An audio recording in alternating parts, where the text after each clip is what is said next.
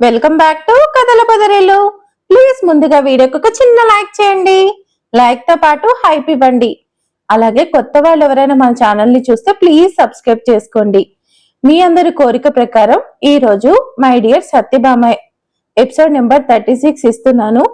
ఇక ప్లీజ్ ఎవరు ఇంకా రేపటి నుంచి అడగండి, ఎందుకంటే చిన్ను స్టోరీ కూడా పెట్టాలి కదా, అది అసలే పెండింగ్ పడిపోతుంది. ఈవినింగ్ కొంచెం కుదరక ఆ వీడియో అనేది అసలు ఆ స్టోరీ అనేది పెట్టడం లేదు సరిగ్గా. మళ్ళీ తనకి కూడా మాట ఇచ్చాను కదా, ఇంక ఈ రోజు మీరు గట్టిగా అడుగుతున్నారని పెడుతున్నాను. ప్లీజ్ ఇంకోసారి అడగండి, మీకు అడగాలని ఉంటది, బట్ నేను పెట్టే సిచ్యువేషన్ కాదు 2 ఎపిసోడ్స్ అనేది. ఎందుకంటే వేరే రైటర్ కి కూడా మాట ఇచ్చినప్పుడు తప్పదు కదా. ఇక కథలోకి వెళ్ళిపోదాం. ఈ కథను రచించిన వారు తన్వి గారు, వాయిస్ ఓవర్ శ్వేత. భార్గవి రిక్వెస్ట్ మీద ఆమెను తీసుకొని తన ఫ్లాట్ కి వెళ్తున్న అభినవ్ సిద్ధార్థ్ అరుపుతో ఆగి వెనక్కి తిరిగి చూశాడు. సిద్ధార్థ్ ఒక్క అడుగులో వాళ్ళ దగ్గరకు వచ్చేసి మర్యాదగా నా భార్గవి చెయ్యి వదిలేయ్ అని కోపంగా చెప్పాడు. చెయ్యి వదలాలా అని అడిగి భార్గవి చేతిని వదిలిన అభినవ్ చిన్నగా నవ్వి సిద్ధార్థిని హేళనగా చూస్తూ అదే చేతిని భార్గవి భుజం చుట్టూ వేసి తనకి మరింత దగ్గరికి లాక్కున్నాడు. నీ భార్యని పక్కన పెట్టుకొని మరీ నాకు కాబోయే భార్య వెనక పడుతున్నావు, స్ట్రేంజ్. మీ వైఫ్ అండ్ హస్బెండ్లకి ఇంట్లో ఉన్న వాళ్లను వదిలేసి పెళ్లైన వాళ్ళ వెంట పడడం బాగా అలవాటు అనుకుంటాను.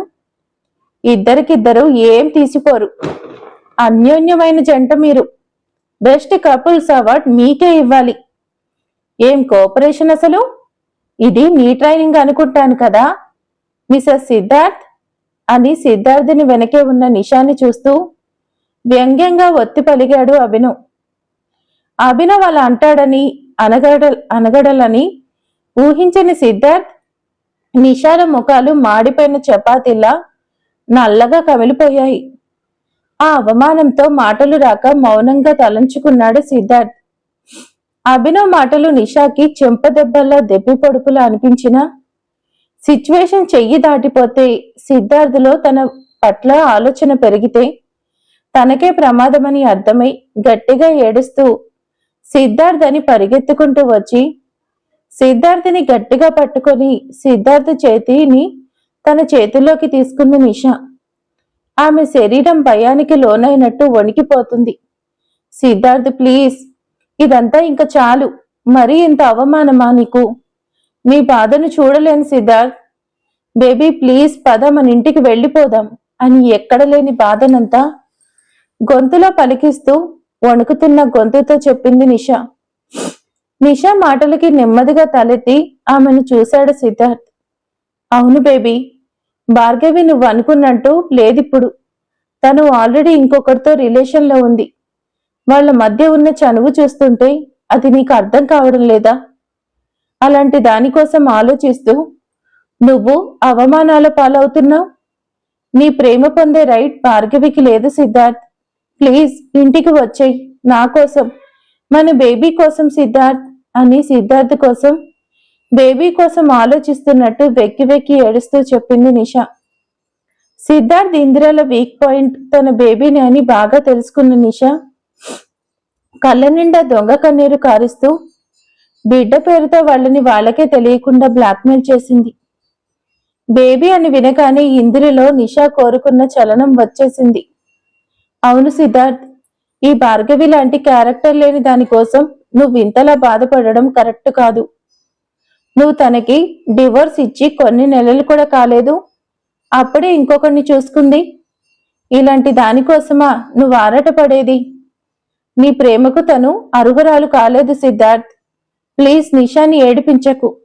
తన గురించి, తన కడుపులోని బిడ్డ గురించి ఆలోచించు అని భార్గవి వంక అసహ్యంగా చూస్తూ చెప్పింది ఇందిర. కట్టుకున్న భార్య ఇంట్లో ఉండగా ఇంకో దానితో సంబంధం పెట్టుకొని ఆమెను తల్లిని చేసి దానికోసం భార్యని బయటకు గెంటేసిన కొడుకు క్యారెక్టర్ అస్సలు పట్టించుకోలేదు ఇందిర. మగాడు ఏం చేసినా చెల్లిపోతుంది, ఎంత మందితో తిరిగినా తప్పు కాదు అనుకునే ఇందిర లాంటి మనస్తత్వం కలవాళ్ళు ఈ సమాజంలో ఉన్నంత వరకు మగాడు ఎప్పుడు అచ్చొచ్చేసిన ఆంబోతులా ఆడవాళ్ళ జీవితాలతో ఆడుకుంటూనే ఉంటాడు అనిపించింది భార్గవికి. ఇందిరని పైనుంచి కిందకి అసహ్యంగా చూసి చీతరించుకొని ముఖం తిప్పుకుంది భార్గవి. మగాడు ఎప్పుడు ఏ రూపంలో ఉన్నా తనకి నచ్చినట్టు ఒకేలా ఉంటాడు కానీ ఆడది మాత్రం తల్లిగా, చెల్లిగా, కూతురులా, భార్యగా, కోడలిగా ఏ రూపంలో ఉన్నా తన గురించి కాకుండా తన వాళ్ళ సుఖ సంతోషాల కోసం, వాళ్ళ ఆనందం కోసమే జీవిస్తుంది. తన సంతోషాలు వదులుకుంటుంది. అందుకు తనని తాను కోల్పోయినా బాధపడదు. కాబట్టి ఆడవారిని ఎప్పుడూ గౌరవంగా చూడాలి కన్నా మర్యాదగా నడుచుకోవాలి అని చిన్నప్పటి నుంచి తన తల్లి తనకు నూరు పోసిన విలువలు, సభ్యత గుర్తుకు వచ్చాయి అభినవ్కు. పెంపకం బట్టే పిల్లల భవిష్యత్తు సగం నిర్దేశం అవుతుంది అంటే ఇదే కాబోలు. ఈమెకు కోడలంటే గౌరవం మాటేమో కాని కనీసం మనిషన్న ఇంగితం కూడా లేదు. అందుకే సిద్ధార్థ్ కూడా వ్యక్తిత్వం లేకుండా తయారయ్యాడు. థ్యాంక్ గాడ్, నాకు ప్రపంచంలో కల్లా బెస్ట్ మామ్ అయ్యింది. మా మామ్కి కొడుకుగా పుట్టినందుకు ప్రౌడ్గా ఫీల్ అవుతున్నాను అని మనసులోనే మనస్ఫూర్తిగా వైష్ణవికి కృతజ్ఞతలు చెప్పుకున్నాడు అభినవ్. అదే సమయంలో ఇందిర భార్గవి క్యారెక్టర్ గురించి తక్కువ చేసి మాట్లాడేసరికి అభినవ్కి కోపం కట్టలు తెంచుకుంది. ఆమె వైపు కోపంగా చూస్తూ, గురివింద గింజకు తన కిందున్న నలుపు కనిపించదంట. లోకంలో తానొక్కతే ఎర్రగా అందంగా ఉన్నానని విర్రవీగుతుందంట. ఇప్పుడు నువ్వు నీ కొడుకుని ఓదారుస్తుంటే అలానే ఉంది. కట్టుకున్న పెళ్ళం ఇంట్లో ఉండగా ఇంకో దానిని తల్లిని చేసి ఇంటికి తెచ్చిన గొప్ప కొడుకుని ఉప్పు పాతర వేయకుండా ఆ వచ్చిన దానితో అన్యోన్యంగా కలుసున్నా నీకు హ్యాట్స్ ఆఫ్. నిజమే, నీలాంటి గొప్ప కుటుంబానికి భార్గవి అస్సలు కరెక్ట్ కాదు. మీలాంటి వారి కోసం ఇదిగో ఇలాంటి వారే సరిగ్గా సెట్ అవుతారు. ఇలాంటి ఆమెను సతీ, సావిత్రి, అనసూయ లాంటి వారితో పోల్చలేకపోతున్నందుకు సాడ్గా ఫీల్ అవుతున్నాను సిద్ధార్థ్ అని దిగులుగా మొహం పెట్టి వెక్కిరింతగా అన్నాడు అభినవ్. అభినవ్ వెక్కిరింతకు ఇందిర మనసులో కలుక్కుమంది. కానీ దున్నపోతు మీద వాన కురిస్తే విదిలించుకున్నట్టు వాటిని వెంటనే కొట్టిపారేస్తూ కోపంగా కళ్ళెర చేసి చూసింది. అభినవ్ మాటలు తూటాలకి సిద్ధార్థ రక్తం అవమానంతో మరిగిపోతుంది. కానీ ఏమని సమాధానం చెప్పగలదు? వాళ్ళు అడిగేవన్నీ అక్షర సత్యాలు కదా. అందుకే గట్టిగా కళ్ళు మూసుకొని వాటిని భరిస్తూ, నువ్వు ఎన్నన్నా ఐ డోంట్ కేర్, నాకు నా భార్గవి కావాలంతే, తనని వదిలే, గట్టిగా చెప్పాడు సిద్ధార్థ్. ఇంత జరుగుతున్న సిద్ధార్థ్ మాటల్లో, ఆలోచనల్లో మార్పు రాకపోవడంతో విసిగ్గా తల విదిలించిన భార్గవి అక్కడ ఉండడం ఇష్టం లేదన్నట్టు అభినవ్ వైపు చూసి అతని చేతిని ఇంకాస్త గట్టిగా బిగించి పట్టుకుంది. తను యాక్టింగ్ స్టార్ట్ చేయాల్సిన టైం వచ్చేసిందని, తాను ఇంకా లేట్ చేస్తుంటే సిద్ధార్థ్ మళ్ళీ మొదటికే వస్తాడని అర్థమైన నిషా సిద్ధార్థిని వదిలి భార్గవి ముందుకు వెళ్లి నుంచుంది. నిషాని చూడ్డానికి కూడా అసహ్యంగా అనిపించింది భార్గవికి. అందుకే ఆమె వైపు కూడా కన్నెత్తి చూడకుండా మొహం తిప్పుకుంది. అయినా అవేమీ పట్టించుకోకుండా, భార్గవి ప్లీజ్, నా సిద్ధార్థిని నాకు ఇచ్చేయి. నువ్వు ఆల్రెడీ డివోర్స్ తీసుకున్నావు, ఇప్పుడు ఇంకొకరితో రిలేషన్లో కూడా పెట్టుకున్నావు. కానీ నేను సిద్ధార్థ్ లేకుండా బ్రతకలేను. నాతో పాటు నా బేబీ కూడా సిద్ధార్థ్ లేకపోతే అన్యాయం అయిపోతాం. ప్లీజ్ భార్గవి, సిద్ధార్థికి నువ్వైనా నచ్చ చెప్పు, తనని నాకు అప్పగించేయి, నాతో పంపించు ప్లీజ్ అని కన్నీరు మున్నీరుగా ఏడవసాగింది నిషా. ఆమె ఏడుపుని, ఆమె మాటల్ని ఎవరైనా వింటే నిజంగానే భార్గవి సిద్ధార్థుని లోబరుచుకొని భార్యకి దూరం చేస్తున్నట్టు అక్కడున్న అందరూ కలిసి ఆమెను బాధ పెడుతున్నట్టు ఖచ్చితంగా పొరబడతారు. అంతలా నటనలో జీవిస్తుంది నిషా. నిషా వచ్చిన దగ్గర నుంచి ఓ మూలను సైలెంట్ గా ఉండిపోవడం గమనిస్తున్న అభినవ్కు ఈ క్యారెక్టర్ ఇలా ఉండకూడదు కదా. అయినా సైలెంట్ గా ఉందంటే అర్థం ఏంటి? ఆమె కూడా భార్గవిలా ఇన్నోసెంట్ ఏమో, సిద్ధార్థ్ ఆమెను మోసం చేశాడేమో అని కొంచెం పాజిటివ్ గా అనిపించింది నిషా గురించి అభినవ్కు. భార్గవి ఇంటికి వచ్చినప్పటి నుండి నిషా సైలెంట్ గా ఉండడం చూసి ఆమె అమాయకురాలని పొరబడ్డాడు అభినవ్. కాని ఇప్పుడు నిషా నట విశ్వరూపం చూసి నిజంగా షాక్ అయిపోయాడు. అబ్బో, నిన్ను తక్కువగా అంచనా వేసినందుకు నాకు గట్టిగానే షాక్ ని ఇచ్చావుగా. ఏమన్నా పర్ఫార్మెన్స్ చేస్తున్నావు అసలు? వరల్డ్ ఫేమస్ యాక్టర్స్ కూడా నీ ముందు దిగదుడిపే కదా. అనుకోకుండా ఉండలేకపోయాడు అభినవ్. నిషా మాటలకి భార్గవిలోని కోపం పెరిగిపోగా, నేనేమంటున్నాను, నువ్వేం మాట్లాడుతున్నావు? మతుండే మాట్లాడుతున్నావా, లేక చిన్న మెదడేమన్నా చితికిపోయిందా? చిరాగ్గా చూస్తూ అడిగింది భార్గవి. అయినా ఆమె అన్నది తనని కాదన్నట్టు నాటకాన్ని ఇంకా కంటిన్యూ చేస్తూ భార్గవి చేతిని పట్టుకొని, ప్లీజ్ భార్గవి, ఒక్కసారి ఆలోచించు ప్లీజ్ అని వేడుకుంది. నిషా తనని తాకగానే, ఛీ, నన్ను తాకకు, దూరంగా ఉండు అంటూ గొంగలి పురుగు మీద పడినట్టు చీదరగా తన చేతిని విదిలించుకుంది భార్గవి. అయినా నిషా మళ్ళీ భార్గవి చేతిని గట్టిగా పట్టుకొని, నువ్వు నన్ను కొట్టినా తిట్టినా పడతాను భార్గవి, కానీ నాకు నా సిద్ధార్థిని తిరిగిచ్చి. నువ్వు చెప్తే సిద్ధార్థ ఖచ్చితంగా వింటాడు. నా బిడ్డకి తండ్రిని దూరం చేయకు భార్గవి అని మొసలు కన్నీరు కార్చింది నిషా. బిడ్డ అని వినగానే భార్గవి విరక్తిగా నవ్వుకుంది. పెళ్లి కాకుండానే కడుపులో పెరుగుతున్న బిడ్డకి తండ్రి కావాలి, కాని నా భర్త ద్వారా ఏర్పడిన నా బిడ్డకి మాత్రం తండ్రి అక్కర్లేదా? ఎంత పెద్ద జోక్ ఇది. తన జీవితాన్ని జోక్గా మార్చేసింది వీళ్లే కదా. నిర్లిప్తంగా అనుకున్న భార్గవి కళ్ళలో ఎలాంటి భావం లేకపోవడాన్ని అభినవ్ గమనిస్తూనే ఉన్నాడు. అతనికి అర్థం కాని విషయం ఒక్కటే, అంతసేపటి నుంచి ఇంత డ్రామా జరుగుతున్నా, నిషా నా బేబీ నా బేబీ అని గోల చేస్తున్నా, భార్గవి మాత్రం ఒక్కసారి కూడా నా బేబీ అని మాట్లాడడం జరగలేదు. సిద్ధార్థ్ వాళ్ళు కూడా భార్గవి బేబీ గురించి అస్సలు మాట్లాడలేదంటే భార్గవి ప్రెగ్నెంట్ అని సిద్ధార్థ్ వాళ్ళకు తెలియదా? అంటే దీని అర్థం భార్గవి నిజాన్ని తెలియకుండా దాస్తుందా అని మనసులోని పరిపరి విధాలుగా ఆలోచించుకుంటున్నాడు అభినవ్. నీ యాక్టింగ్ నా దగ్గర కాదు నిషా, నీ గురించి నాకు బాగా తెలుసు కదా. నీకు నేను అడ్డుగా రానని తెలిసి కూడా నువ్వెందుకు ఇంత ఓవర్ రియాక్ట్ అవుతున్నావు?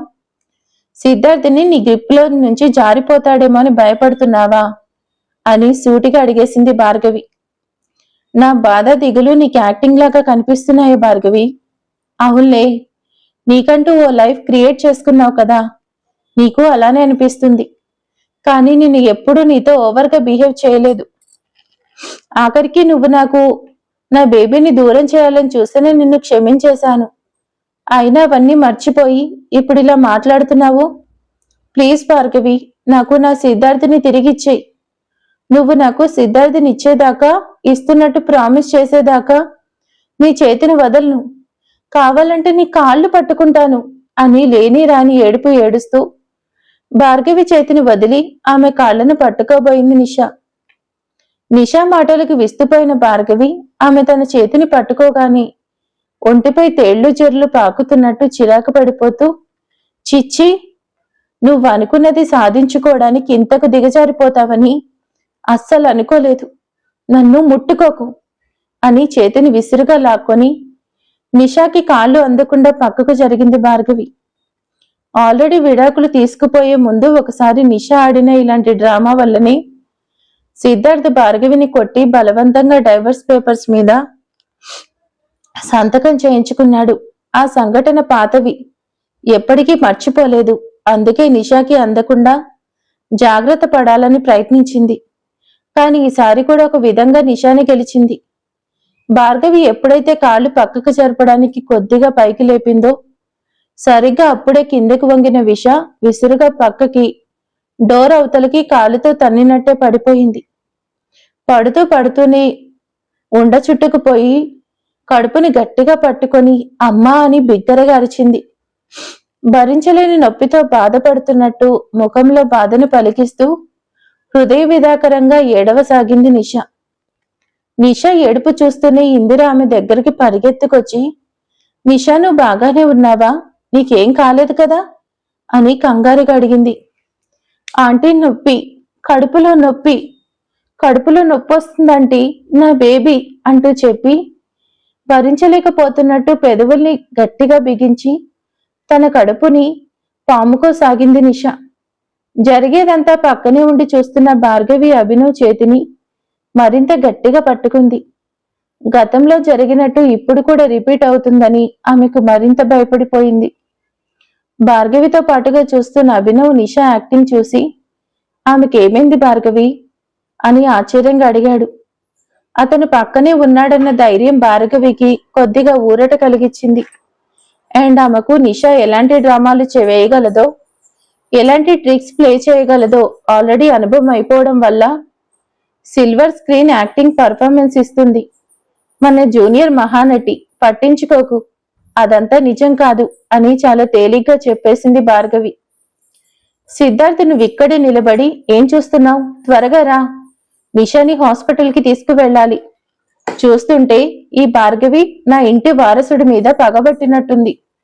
ఎప్పుడు చూడు వాడికి హాని చేస్తూనే ఉంది. త్వరగా రా సిద్ధార్థ్ అని అరిచింది ఇందిర. భార్గవి నిషా మాటలను వింటూ జరిగేదంతా చూస్తూ బొమ్మలా ఉండిపోయిన సిద్ధార్థ్ తల్లి అరుపుకి ఉలిక్కిపడి చూశాడు. ఒక్క ఉదుటిని వెళ్లి నిషాని చేయి పట్టి జాగ్రత్తగా పైకి లేపి నిల్చోపెట్టాడు. నిషా ఇంకా నొప్పి భరించలేనట్టు అరుస్తుంటే అయోమయంగా చూస్తూ ఏమైందని అడిగాడు సిద్ధార్థ్. నిషా సిద్ధార్థ్ చేతిని పొట్టపై పెట్టుకొని, సిద్ధార్థ్ చాలా పెయిన్ వస్తుంది, నేను ఈ పెయిన్ భరించలేకపోతున్నాను, ప్లీజ్ నన్ను త్వరగా హాస్పిటల్కి తీసుకెళ్ళు, ఇక్కడ ఉండాలంటే భయం వేస్తూ ఉంది నాకు. భార్గవిని కన్విన్స్ చేయాలని ట్రై చేశాను, కానీ తను పాత పగను మనసులో పెట్టుకున్నట్టుంది. మళ్ళీ నీ బిడ్డ మీద దాడి చేసింది. కాలితో కడుపులో ఎలా తన్నిందో చూసావు కదా బేబీ అని సిద్ధార్థ్ మనసులో విషయం నింపడానికి ట్రై చేసింది నిష. భార్గవి కాలితో తన్నిందా? ఆశ్చర్యపోయాడు సిద్ధార్థ్. ఎందుకంటే భార్గవికి నిషాకి మధ్య సత్పందాలు లేవని, నిషా మాటలకి భార్గవి ఎలా రియాక్ట్ అవుతుందోనని రెప్ప వేయకుండా వారిద్దరిని చూస్తున్నాడు సిద్ధార్థ్. నిషా భార్గవి చేయిని పట్టుకోవడం, ఆమె విదిలించుకోవడం, నిషా కాళ్ళు పట్టుకుంటానని వంగోవడం, భార్గవి ఆమెకు తగలకుండా కాళ్ళు పక్కకి తీసుకోవడం అన్నీ చూస్తూనే ఉన్నాడు. భార్గవి కాలు కాదు కదా, కనీసం ఆమె కాలు గోరు కూడా నిషాని తాకలేదని సిద్ధార్థ్ గుర్తించాడు. అతనికి అస్సలు అర్థం కానిది ఒకటి, భార్గవి తన్నకుండానే తన్నినట్టుగా నిషా అంత దూరం ఎలా పడిందోనని బుర్ర బద్దలు కొట్టుకున్న అర్థం కావట్లేదు. సిద్ధార్థ్ ఆలోచనలో నిండా మునిగిపోయి ఉండడంతో సిద్ధార్థ్ బేబీ ప్లీజ్, పెయిన్ ఎక్కువ అవుతుంది అని చెప్పి ఏడుపులోని శృతిని మరి కాస్త పెంచింది నిష. జరిగేదేంతో కళ్ళ ముందు స్పష్టంగా కనిపిస్తున్నా, మెదడుకి అర్థమవుతున్నా కానీ నిష ఏడుపు సిద్ధార్థ్ మనసుని కదిలించింది. ఒకవేళ నిజంగానే కడుపుకు దెబ్బ తగిలి ఉంటేనో అనుకోగానే గుండె జల్లుమంది అతనికి. దాంతో ఇంకేం ఆలోచించకుండా తన్నుకొస్తున్న ఆలోచనలు కట్టిపెట్టి నిషాని 2 చేతుల్లోకి ఎత్తుకున్నాడు సిద్ధార్థ్. సిద్ధార్థ్ మనసు మెత్తబడటంతోనే నిషా పర్ఫార్మెన్స్ కి న్యాయం జరిగింది. ఆ విషయం అర్థమైన నిషా సంతోషం పట్టలేక ఎవరు చూడకుండా తనలో తానే నవ్వుకుంది. సిద్ధార్థ్ నిషా మాటలు నమ్మి పాజిటివ్ గా రెస్పాండ్ అవ్వడం చూసిన భార్గవి పెదవులపై విరక్తిగా చిన్న నవ్వు చేరింది. రెండోసారి తన అద్భుతమైన నటనతో నిషా సిద్ధార్థిని కంట్రోల్ చేసిందని అర్థం అవ్వగానే ఆమె మనసులో చిన్నగా నొప్పి వచ్చింది. అయినా దానిని తొక్కి పెడుతూ ధైర్యం కోసం అభినవ్ చేతిని ఇంకాస్త గట్టిగా పట్టుకుంది భార్గవి. నిషానైతే ఎత్తుకున్నాడు, కానీ సిద్ధార్థ్ చూపంతా భార్గవి మీదనే ఉంది. భార్గవి అభినవ్కు అంత దగ్గరగా ఉండడం, అతని చేతిని పట్టుకోవడం చూసి అతని గుండెల్లో కలుక్కుమంది. భార్గవి ప్లీజ్, నాతో పాటు వైజాగ్ వచ్చేయరా, నువ్వు లేకుండా నేను ఉండలేను, ప్లీజ్ మన ఇంటికి వచ్చేయి అని, అన్నీ నేను నార్మల్ గా సెట్ చేస్తాను అని అప్పుడు కూడా మరొకసారి పట్టుబడ్డాడు సిద్ధార్థ్. భార్గవి సిద్ధార్థ్ కళ్ళలోకి సూటిగా చూస్తూ, నేను నీతో రాను సిద్ధార్థ్, అండ్ నిషా నీ వైఫ్ అని మర్చిపోకు, నేను ఇప్పటి నుంచి సంతోషంగా ఉండాలని అనుకుంటున్నాను. నువ్వు ఇలా మరొకసారి నా జీవితంలోకి, నా ఇంట్లోకి రావడానికి అస్సలు ట్రై చేయకు ప్లీజ్. ఎందుకంటే నీతో పాటు నీ ప్రియమైన నిషా కూడా నీ వెనకే వచ్చేస్తుంది. తన ఓవర్ యాక్టింగ్ ని చూసి తట్టుకునే ఓపిక, సహనం నాకు అస్సలు లేవు. By the way, Nisha acting ఇంతకు ముందు కన్నా బాగా ఇంప్రూవ్ అయింది. అప్పుడు కేవలం నీ ప్రియమైన అమ్మను మాత్రమే ఇంప్రెస్ చేసింది, కానీ ఇప్పుడు నిన్ను కూడా భలే బోల్తా కొట్టించింది. తన టాలెంట్ వేస్ట్ చేసే కన్నా నాటకాల కంపెనీ పెట్టించు, ఫుల్ ఇన్కమ్ వస్తుంది. ఆ పర్ఫార్మెన్స్ కి ఇప్పటికే చాలా లేట్ అయిపోయింది, ఇంకా బయలుదేరండి తమాషాగా చెప్తూ సూటిగా చురకలంటించింది భార్గవి. భార్గవి అంత ఓపెన్ గా తన గురించి సిద్ధార్థికి చెప్పడంతో సిద్ధార్థికి ఎక్కడ డౌట్ వస్తుందో, భార్గవి కావాలని ఎక్కడ పట్టుబడతాడో అని భయపడసాగింది నిషా. ఆ భయంతో వణికిపోతుండగా ఒళ్లంతా చెమటలు పట్టేశాయి. భార్గవి మాటలకి విస్తుపోయిన సిద్ధార్థ్ తనలోని అనుమానాలు బలపడుతుంటే నిషా వైపు అనుమానంగా చూశాడు. మరిక తర్వాత ఏం జరగబోతుంది ఏంటి అనేది నెక్స్ట్ పార్ట్ లో తెలుసుకుందాం. Thank you for watching.